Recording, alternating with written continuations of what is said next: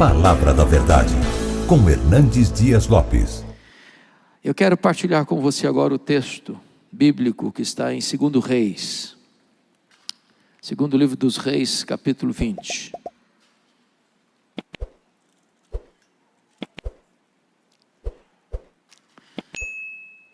Versos de 1 a 11.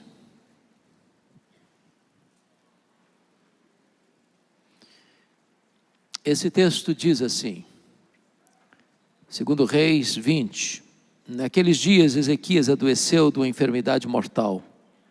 Veio ter com ele o profeta Isaías, filho de Amós, e lhe disse: assim diz o Senhor, põe em ordem a tua casa, porque morrerás e não viverás. Então virou Ezequias o rosto para a parede e orou ao Senhor, dizendo: lembra-te, Senhor, peço-te, de que andei diante de ti com fidelidade, com inteireza de coração, e fiz o que era reto aos teus olhos, e chorou muitíssimo. Antes que Isaías tivesse saído da parte central da cidade, veio a ele a palavra do Senhor, dizendo: volta e diz a Ezequias, príncipe do meu povo: assim diz o Senhor, o Deus de Davi teu pai, ouvi tua oração e vi as tuas lágrimas, e eis que eu te curarei. Ao terceiro dia subirás à casa do Senhor. Acrescentarei aos teus dias 15 anos, e das mãos do rei da Síria te livrarei, a ti e a esta cidade. E defenderei esta cidade por amor de mim e por amor de Davi meu servo. Disse-lhe mais Isaías: tomai uma pasta de figos.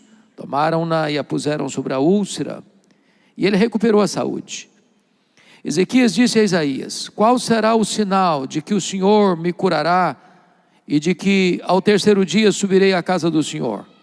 Respondeu Isaías: ser-te-á isso da parte do Senhor como sinal de que ele cumprirá a palavra que disse: adiantar-se-á a sombra 10 graus, ou os retrocederá.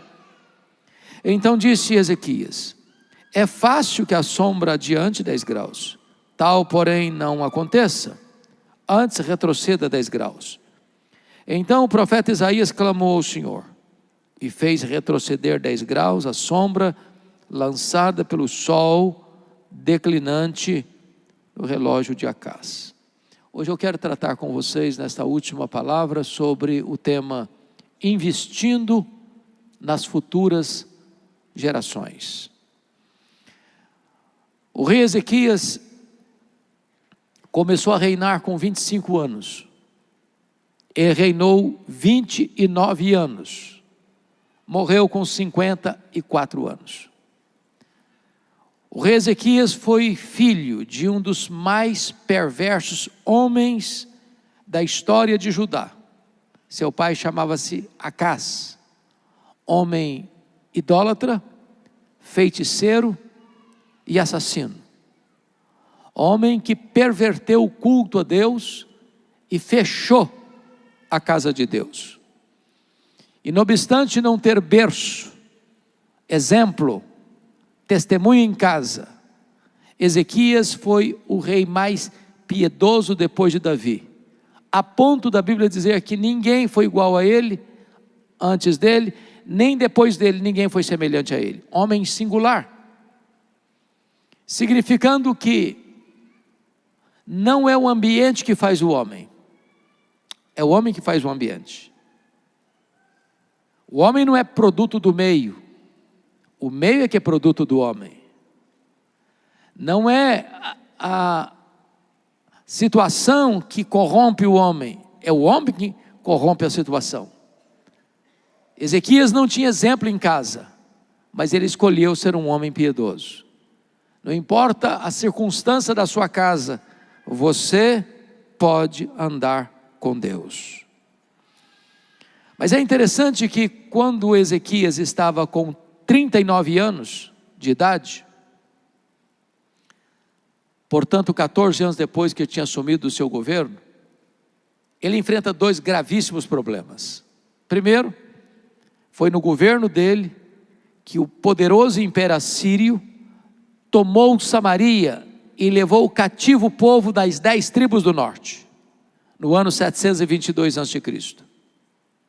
E agora esse mesmo poderoso império assírio cujo mandatário do poder é Senaqueribe. Já tinha tomado cidades e fortalezas de Judá. Agora reúne o seu exército imbatível, cerca a cidade de Jerusalém e manda um recado abusado para Ezequias por meio de Rabsaque: renda-se, porque Deus nenhum poderá livrar você das minhas mãos. E disse para o povo que estava ao redor dos muros de Jerusalém: não deixem Ezequias enganar vocês, dizendo que Deus vai livrar vocês. Deus nenhum nunca livrou a sua cidade, o seu território da invasão assíria. Jerusalém vai cair, e se vocês não se renderem, vocês sofrerão uma fome tal, que vocês comerão excrementos e beberão urina. A situação é irremediável, é irreversível. Se não bastasse esse cerco militar, Ezequias, aos 39 anos de idade, enfrenta um segundo problema insolúvel. Ele está com a doença mortal, está com uma úlcera, que médico nenhum conseguiu resolver. E é nessa conjuntura que Deus mandou o profeta Isaías ao palácio, para dizer para o rei Ezequias: põe em ordem a tua casa, porque morrerás, e não viverás. Aquele homem era rico, aquele homem era poderoso, mas só lhe sobrou uma parede.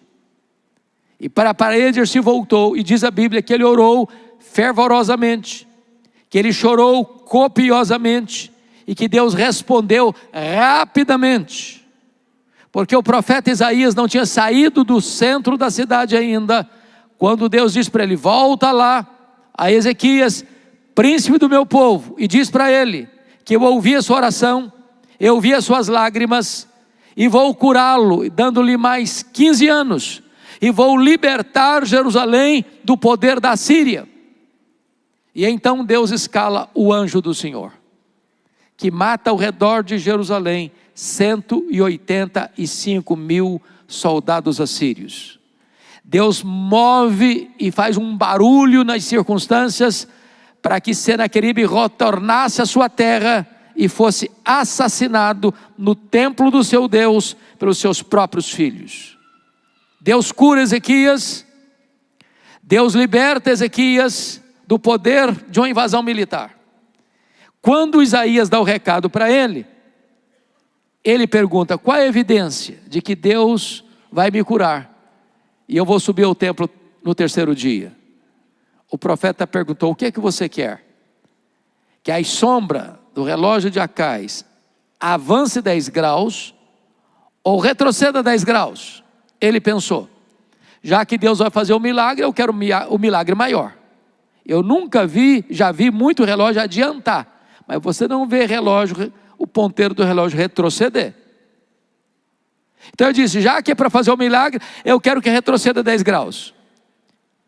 E Isaías ora, e Deus interfere na estrutura do universo, para atender a oração de Isaías, para curar o rei Ezequias. Um grande milagre, um extraordinário milagre. O que aconteceu como resultado desse grande milagre? A notícia se espalhou pelo mundo.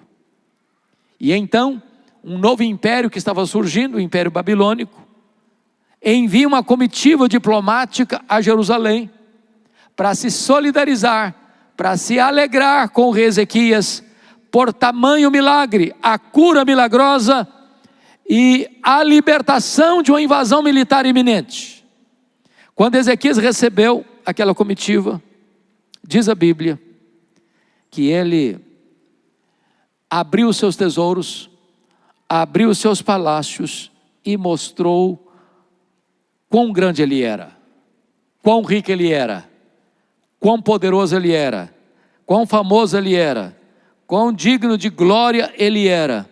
E aquilo não foi agradável aos olhos de Deus. Confira comigo aí, por favor, depois nós vamos voltar para esse texto. 2 Crônicas, capítulo 32, o que aconteceu? Versículos 24 e 25.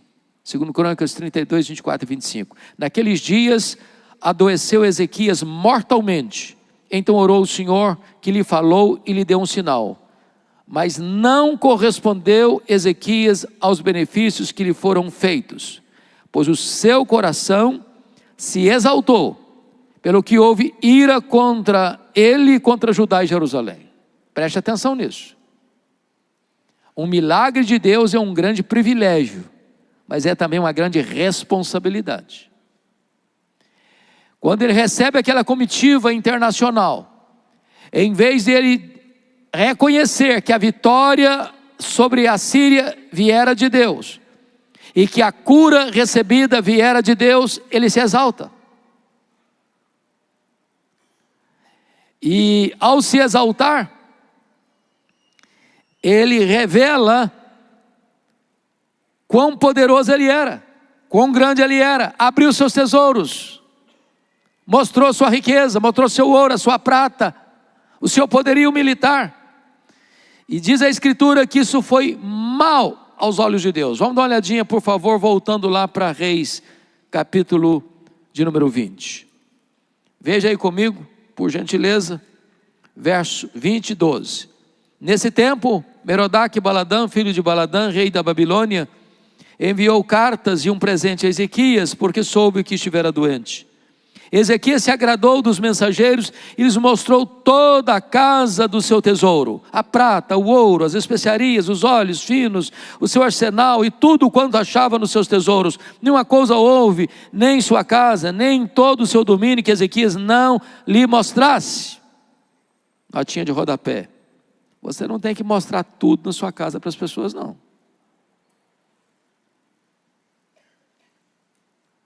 Porque o que tem na sua casa, você precisa preservar e guardar.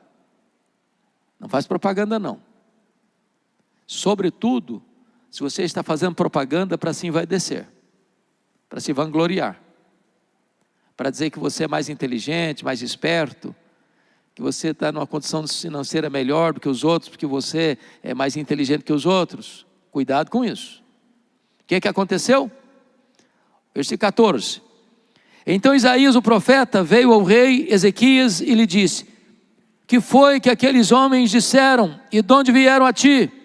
E respondeu Ezequias: uma terra longínqua, vieram da Babilônia. Perguntou ele: que viram em tua casa? Respondeu ele: viram tudo quanto há na minha casa, coisa nenhuma há nos meus tesouros que eu não lhes mostrasse. Ele mostrou a grandeza dele, o poder dele, a riqueza dele, a glória dele. Agora veja o que o profeta vai dizer para ele. Versículo 16. Então disse Isaías a Ezequias: ouve a palavra do Senhor. Eis que virão dias em que tudo quanto houver em tua casa, com o que entesouraram os teus pais até o dia de hoje, será levado para a Babilônia, não ficará coisa alguma, disse o Senhor. Ou seja, essa Babilônia vai se tornar um poderoso império. Essa Babilônia voltará. Essa Babilônia cercará Jerusalém. Essa Babilônia tomará Jerusalém. Essa Babilônia vai saquear todas as riquezas, toda a prata, todo o ouro, tudo aquilo que você juntou até hoje, vai levar tudo embora. Mas mais, olha o versículo 18: dos teus próprios filhos que tu gerares tomarão, ou seja, os filhos serão escravos. Tem mais: para que sejam eunucos no palácio do rei da Babilônia, ou seja, seus filhos serão castrados, serão eunucos, feitos eunucos, não terá mais descendência. Agora veja a resposta do rei ao profeta, diante dessa tragédia. Então disse Ezequias a Isaías: boa é a palavra do Senhor que disseste. Então você não está entendendo, você está maluco. Eu estou falando que a Babilônia virá, que a Babilônia vai saquear, que a Babilônia vai escravizar, que a Babilônia vai fazer dos filhos eunucos, castrá-los. E você diz que boa essa palavra? Você está louco? Você perdeu o juízo? Que negócio é esse? E ele justifica. Olha o versículo 19, parte B. Pois pensava: haverá paz e segurança em meus dias. Traduzindo, sabe o que ele está dizendo?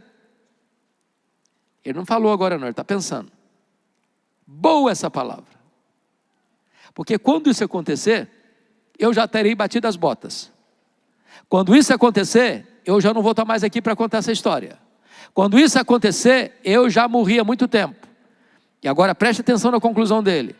Depois que eu morrer, é isso que ele está dizendo, depois que eu morrer, desculpem da expressão, que se danem as futuras gerações, eu não estou nem aí, eu só me importo comigo.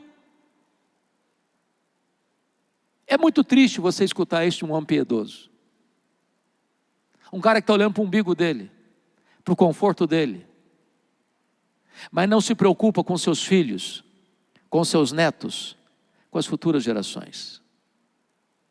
Meus irmãos, tem muita coisa que hoje ou nós enfrentamos, ou os nossos filhos e os nossos netos pagarão a conta. Talvez um dos maiores problemas da nossa sociedade é que ela é egoísta demais, narcisista demais, olhando só para si mesmo, e não se preocupa com as futuras gerações. Cristianismo, irmãos, é como uma corrida de revezamento. Se nós falharmos em passar o bastão da fé para os nossos filhos, para os nossos netos, amanhã a apostasia pode visitar e bater a nossa porta. É só você olhar o que está acontecendo no mundo. E você verá que regiões onde existiram igrejas vivas, hoje só existem monumentos, porque o movimento virou monumento. Às vezes só tem escombros, vagas lembranças de uma igreja que viveu no passado, porque num dado momento, os pais se preocuparam com eles mesmos, e não passaram o bastão da fé para outros. Então vamos entender aqui, volta comigo a olhar para o capítulo 21. Tinha Manassés 12 anos de idade, quando começou a reinar, porque está escrito no verso 21 do capítulo 20, descansou Ezequias com seus pais e Manassés, seu filho, reinou em seu lugar. Então vamos entender aqui. Qual foi a mensagem que Isaías levou a Ezequias no seu palácio? Põe em ordem a tua casa. Por quê? Porque morrerás e não viverás. Aí Deus diz para o seguinte, eu vou lhe dar mais 15 anos de vida. Agora vamos ler o versículo 1, de 21. Tinha Manassés 12 anos de idade quando começou a reinar. Então, qual a conclusão que você chegou? Que o Manassés nasceu 3 anos depois do milagre da cura. Você tinha mais 15 anos.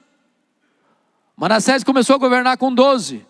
Significa que no 3º ano da cura nasceu um menino, que era o filho dele, o sucessor dele, o herdeiro do trono. Se este homem tivesse levado Deus a sério, o que ele teria feito? Meu Deus, o Senhor mandou eu colocar minha casa em ordem. E casa não é o palácio, não são os tapetes, não são os móveis. Casa é família. Então o que ele teria feito? Eu vou investir no meu filho, vai ser meu sucessor. Ele já tinha histórico de homens maus no passado, como o pai dele tinha sido um homem mau, o Acás. Eu quero que o meu filho conheça o Senhor. Eu quero que o meu filho ande nas minhas pegadas. Eu quero que o meu filho conheça a verdade. Eu quero que o meu filho ande na verdade. Eu quero que o meu filho seja um homem digno de assumir o trono e continuar o revivamento e a reforma espiritual. Mas o silêncio do texto é perturbador. Ele não fez isso. Se você olhar comigo, vamos perceber versículo 2. Quando Manassés assumiu o governo, ele fez o que era mal perante o Senhor, segundo as abominações dos gentios que o Senhor expulsara de suas possessões de diante dos filhos de Israel. Versículo 3. Pois tornou a edificar os altos, que Ezequias seu pai havia destruído, levantou altares a Baal, fez um poste ídolo, como o que fizera Acabe, rei de Israel, e se prostrou diante de todo o exército dos céus e o serviu. Versículo 4. Edificou altares na casa do Senhor, da qual o Senhor tinha dito, em Jerusalém porei o meu nome. Versículo 5. Também edificou altares a todo o exército dos céus, nos átrios da casa do Senhor. Versículo 6. Queimou seu próprio filho como sacrifício, adivinhava pelas nuvens, era agoureiro, tratava com médiuns e feiticeiros, prosseguiu em fazer o que era mal perante o Senhor, para o provocar a ira. Versículo 9: Manassés de tal modo os fez errar, que fizeram pior do que as nações que o Senhor tinha dito ou destruído diante dos filhos de Israel. Versículo 16: Além disso, Manassés derramou muitíssimo sangue inocente, até encher Jerusalém de um a outro extremo, afora seu pecado com que fez pecar a Judá, praticando o que era mal perante o Senhor. Foi o maior monstro da história de Judá, foi o pior rei da história de Judá. Por quê? Porque o pai dele não investiu na vida do menino. Trágico, triste. Manassés foi o cara que mais governou em Jerusalém, 55 anos, e foi o pior rei de Jerusalém, foi o pior rei de Judá, por uma razão única: seu pai não levou a sério uma ordem de Deus: põe em ordem a tua casa. Não investiu na vida espiritual do seu filho. E aí, meus amados irmãos, nós precisamos ir para um outro texto para entender uma coisa. Vá comigo agora, por favor, para Jeremias 15. Jeremias 15. Por favor, observe aí. Versos de 1 a 4. São dos textos mais duros da Bíblia. Disse, porém, o Senhor: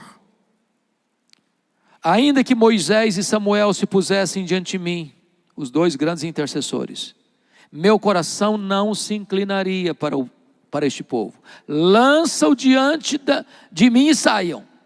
Quando te perguntarem para onde iremos, dir-lhes-ás: assim diz o Senhor, o que é para a morte, para a morte, o que é para a espada, para a espada, o que é para a fome, para a fome, o que é para o cativeiro, para o cativeiro. Porque os punirei com 4 sortes de castigo, diz o Senhor: com espada para matar, com cães para os arrastarem, e com as aves dos céus e as feras do campo para os devorarem e destruírem. É o cerco de Jerusalém, é a Babilônia prestes a invadir Jerusalém. Por que razão? Por favor, grave, anote, sublinhe esse versículo.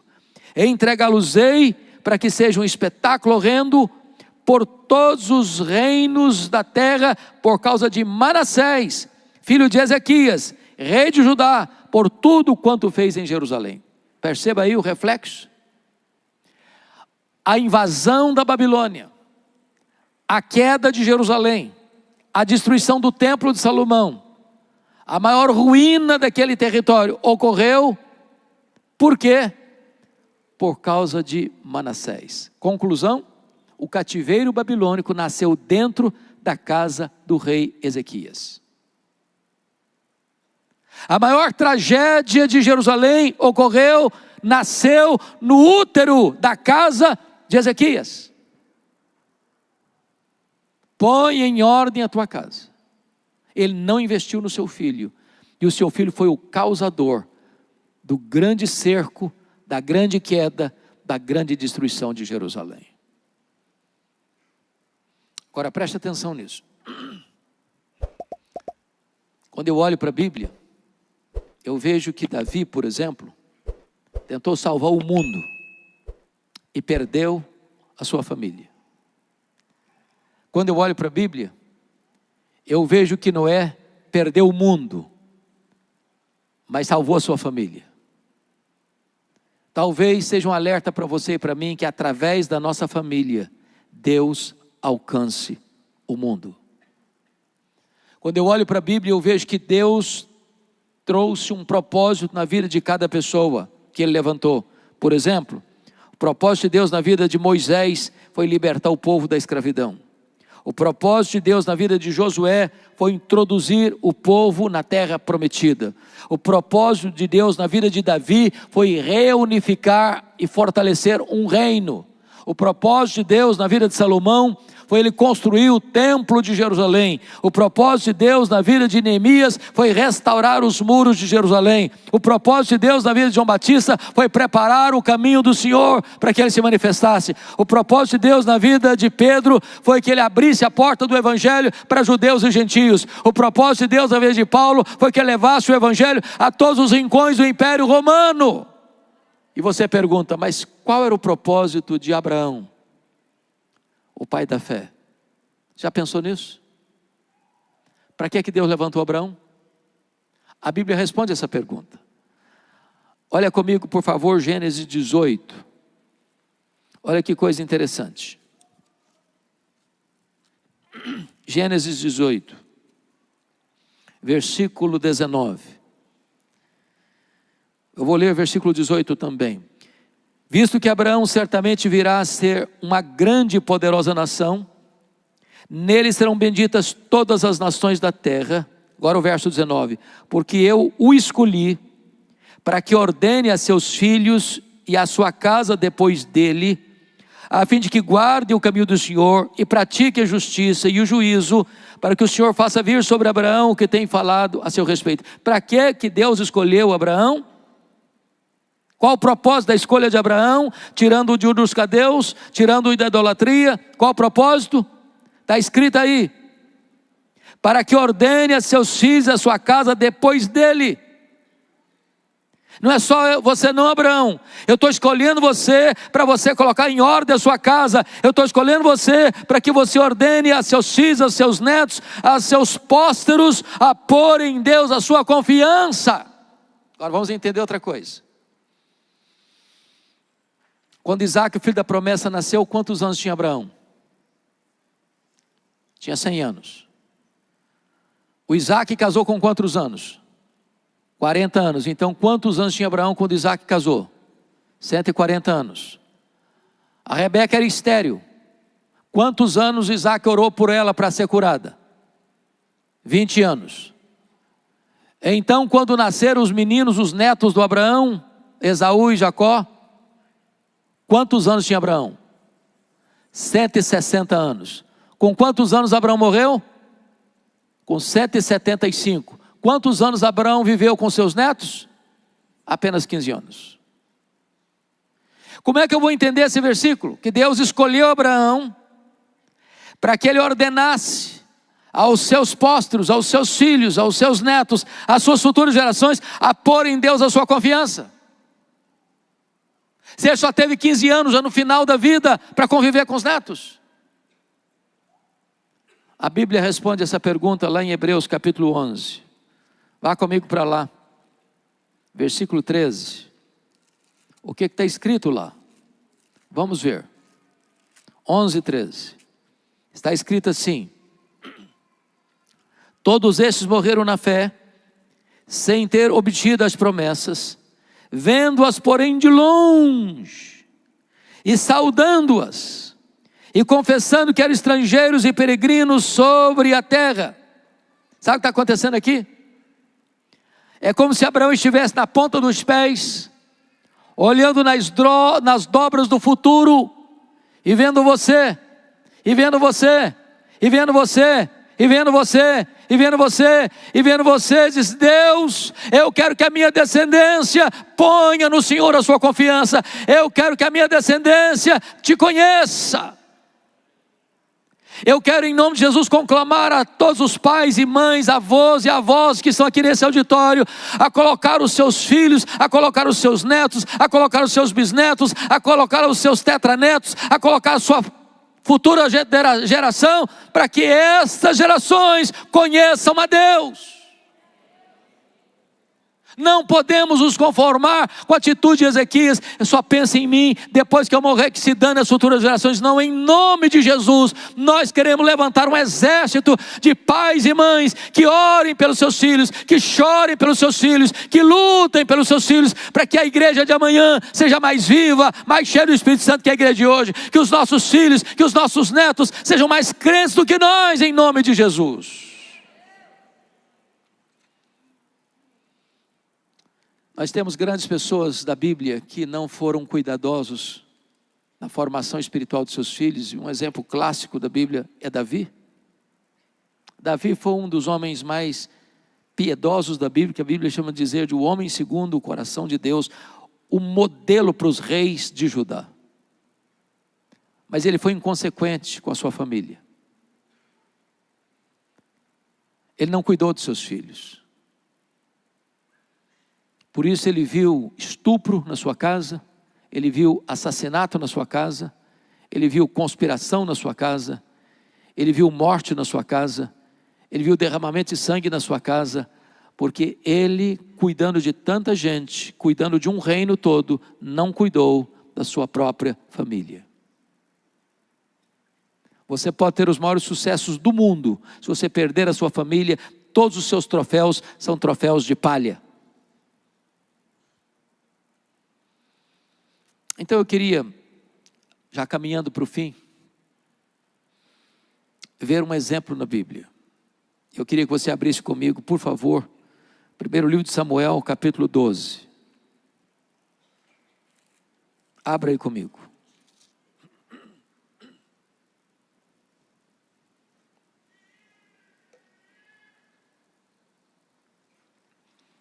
Esse é um relatório de um homem que teve tríplice função no seu país. Ele era um juiz, ele era um profeta, ele era um sacerdote. Ocupava funções eclesiásticas e funções civis. E ele está no final da vida prestando um relatório à sua nação. Então vamos ver comigo, começando com o verso 1. Então disse Samuel a todo Israel: eis que ouvi a vossa voz em tudo que me dissestes, e constituí sobre vós um rei. Agora, pois, eis que tendes o rei à vossa frente. Já envelheci, e estou cheio de câncer, e meus filhos estão convosco. O meu procedimento esteve diante de vós, desde a minha mocidade até o dia de hoje. Eis-me aqui, testemunhai contra mim perante o Senhor, e perante o seu ungido. De quem tomei o boi? De quem tomei o jumento? A quem defraudei? A quem oprimi? Das mãos de quem aceitei suborno, para encobrir com ele os meus olhos, e vou-lo restituirei. Eu fico imaginando, se os políticos do Brasil, se os políticos de Brasília, poderiam ao final do seu mandato, dar um relatório desse. Durante a vida inteira,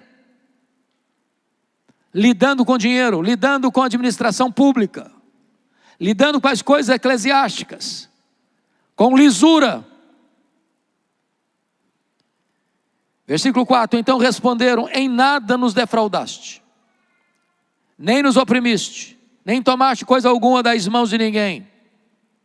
E ele lhes disse: o Senhor é testemunha contra vós outros, e o seu ungido é hoje testemunha de que nada tendes achado nas minhas mãos. E o povo confirmou: Deus é testemunha. Vida limpa, vida ilibada, testemunha irrepreensível.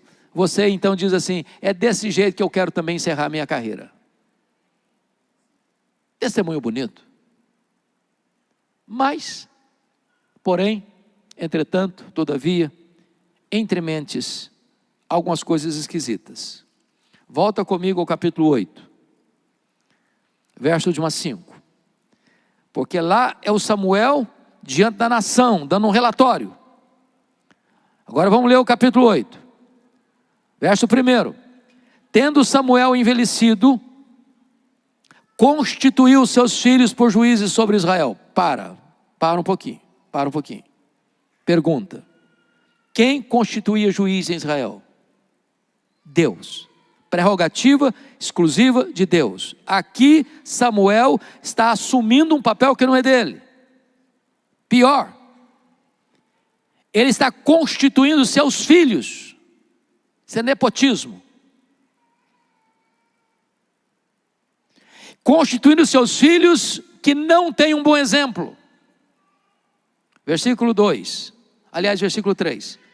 Porém seus filhos não andaram pelos caminhos dele. Antes se inclinaram à avareza e aceitaram subornos e perverteram o direito. Ou seja, os filhos de Samuel tinham outro estofo moral diferente do pai. O ponto positivo de Samuel é: você não subornou, você não roubou, você não se corrompeu, você não recebeu propina, você não recebeu um boi, um jumento sequer, com pagamento de favores. Não, foi íntegro. Mas os filhos dele foram o contrário do pai, aceitaram o suborno. Versículo 4.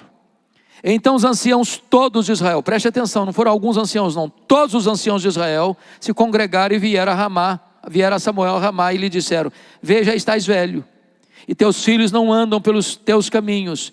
Constitui-nos, pois, agora um rei sobre nós, para que nos governe, como tem em todas as nações. Em outras palavras, estão dizendo o seguinte: Samuel, se você vivesse mais tempo, nós estávamos fechados com você. Agora você está pertinho de bater as botas. E nos seus filhos nós não confiamos. Nós não queremos ficar debaixo da autoridade dos seus filhos. Então faz um favor, antes de você morrer, constitui-nos um rei, porque nós não queremos ficar debaixo da liderança dos seus filhos. Notinha de rodapé: Israel rejeitou o governo de Deus e abraçou a monarquia, que não era o projeto de Deus. E a monarquia nasceu dentro da casa de Samuel. Sabe por quê? Samuel levou Deus a sério, mas não passou o bastão da mesma fé para os seus filhos.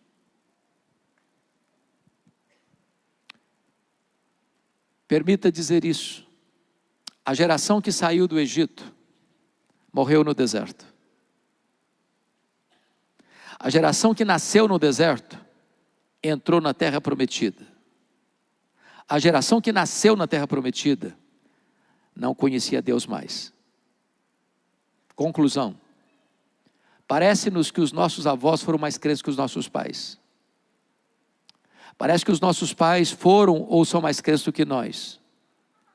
Parece-nos que nós estamos sendo mais crentes do que os nossos filhos. Se Deus não tiver misericórdia, a apostasia pode chegar na outra geração. Este ano nós vamos comemorar mais de 500 anos de reforma protestante. 508 anos. A Europa não tem o que comemorar. O berço do protestantismo hoje é um continente pós-cristão. Estive recentemente na Holanda. Até 1960 a igreja estava lá e os templos eram frequentados. De 1960 para cá os templos estão lá, mas vazios. De vez em quando uma palestra, de vez em quando um musical, mas as pessoas não estão mais nas igrejas. Fui para a Escócia, o berço de John Knox, o berço do presbiterianismo, a igreja do Castelo. Quando eu entrei, belíssimo templo, a torre empinada aos céus.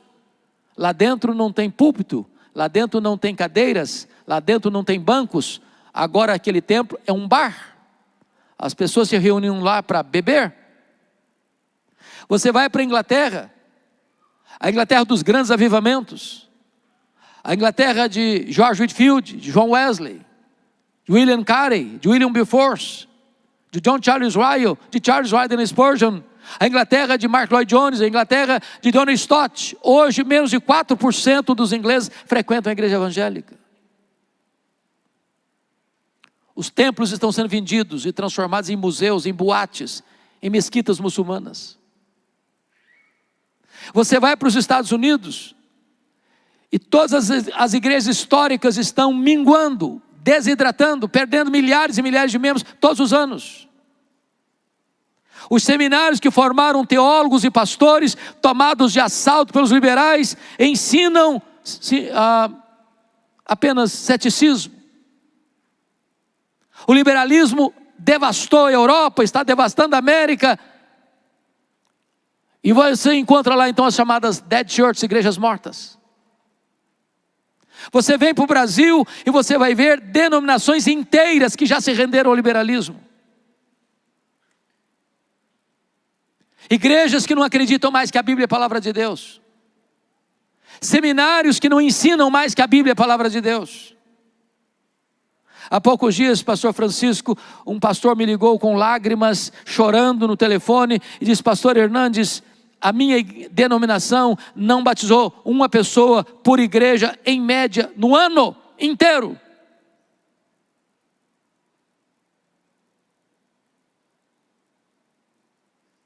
Amados, eu quero aqui em nome de Jesus fazer um apelo e um desafio de nós colocarmos em ordem a nossa casa.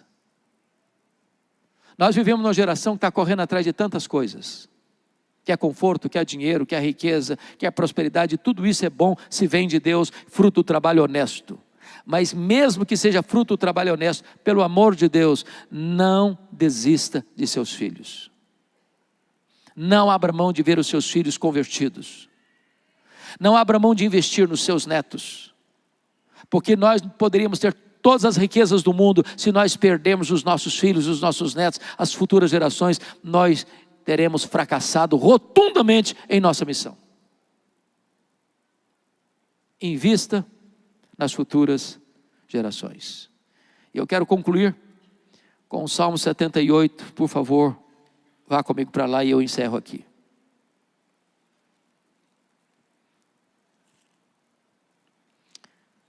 Salmo 78, versículo 3. O que ouvimos e aprendemos, o que nos contaram nossos pais. Me permita perguntar, quantos aqui nasceram num lar evangélico, um lar cristão? Levante a mão. Quantos nasceram? Que privilégio você e eu tivemos. Nós ouvimos, nós aprendemos o que os nossos pais nos contaram. Os nossos pais nos contaram. Mas aqui tem uma promessa. Versículo 4, nós não encobriremos a seus filhos, contaremos à vindoura geração os louvores do Senhor e o seu poder e as maravilhas que fez. As crianças hoje têm outros heróis. Heróis de Araque, heróis fake news. Temos falhado às vezes em passar essa mensagem para os nossos filhos. Nós não encobriremos isso. Nós contaremos à vindoura geração os louvores do Senhor e o seu poder e as maravilhas que fez. Versículo 6. A fim de que a nova geração os conhecesse, filhos que ainda hão de nascer, se levantassem e por sua vez os referissem aos seus descendentes, para que pusessem em Deus a sua confiança. Eu não sei se esse assunto mexe com você, mas a mim mexe demais. E eu gostaria de saber se eu tenho hoje pais e mães, avós e avós aqui hoje, nesse auditório, que querem dar as mãos, dizer, nós lutaremos pelos nossos filhos, nós lutaremos pelos nossos netos, nós não abriremos mão das futuras gerações, nós queremos uma igreja amanhã mais forte do que a igreja de hoje. Tem gente assim, desejosa de fazer isso? Louvado seja o Senhor. Vamos ficar em pé então e vamos orar.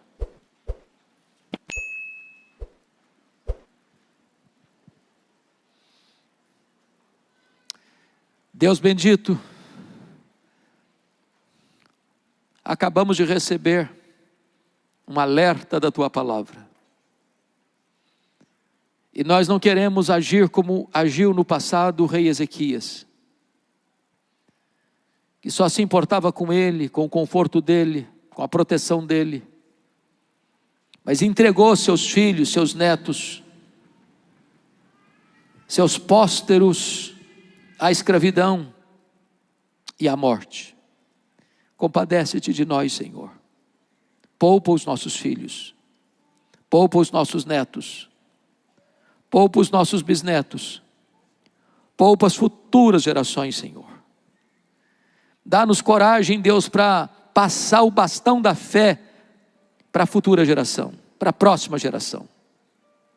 Dá-nos a bênção, Deus, de ver um grande reavivamento espiritual na nossa casa, na nossa família, na nossa igreja, na nossa denominação, na igreja evangélica brasileira e mundo afora. Dá-nos a bênção de ver, Deus, crianças e adolescentes cheios do Espírito Santo, que vão proclamar o Teu nome e vão pôr no Senhor a sua confiança. Visita-nos nesta manhã, Senhor, e traga sobre nós a consciência do nosso dever, e dá-nos um sinal do Teu favor, de vermos Tu levantando, conforme o Teu propósito e para a Tua glória, esta geração e as futuras gerações, para Te servirem e fazerem a Tua obra. Louvado seja o Teu nome. Em nome de Jesus. Amém.